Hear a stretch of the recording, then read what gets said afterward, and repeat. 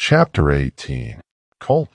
In the autumn of 2086, while scouting for additional habitable land in an effort to rebuild an even stronger world than before the war, a group of recons discover a surviving cyborg in South Africa who seems to have miraculously escaped the battlegrounds. Upon observing and chatting with the cyborg, Daniel, they learn that he left the civilized world shortly after the war started and headed to South Africa, where he hoped no one would venture, to avoid being involved in the violent conflict. Not because he was afraid of it, but because he feared the kind of destruction his abilities could cause. Turns out, Daniel was augmented with an experimental prototype EVO-X system that features a plasma battery that never runs out and lets him shoot energy beams out of his palms, a dermal armor made of carbon fiber, and a new cybernetic organ called Reagan Core, which freezes the aging process by perpetually regenerating and repairing all cells in his body.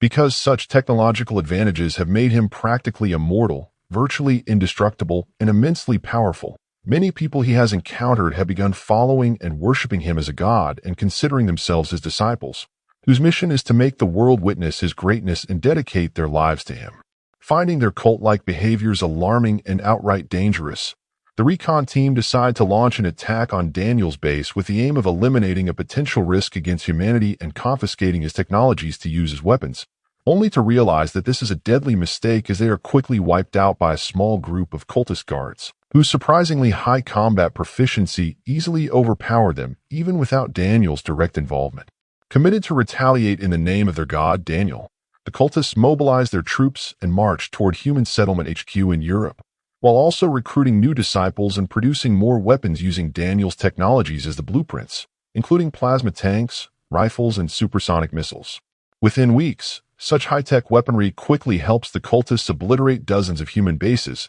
killing tens of thousands of innocent civilians in the process, after which they also begin invading more human settlements in Asia and North America, officially making this conflict another world war that has the potential to end humanity for good. Sworn to protect their hard-earned peace and refusing to tolerate more wars, a group of researchers in Toronto, Canada, work day and night to turn their experimental magnetic technology into a countermeasure against Daniel's cult, which creates large areas of dense magnetic fields around their forces to nullify their plasma-powered weapons. As magnetism can control the movements of plasma particles, all technologies operated by the cultists malfunction as soon as they enter these magnetic fields, causing them to be immobilized and disoriented during combat, which makes them easy prey for human troops to defeat with even the simplest of conventional firearms. To avoid escalating the conflict further, the human side offers to spare the lives of the surviving few cultists and allow them to return home under the conditions that they leave all plasma weapons and vehicles behind,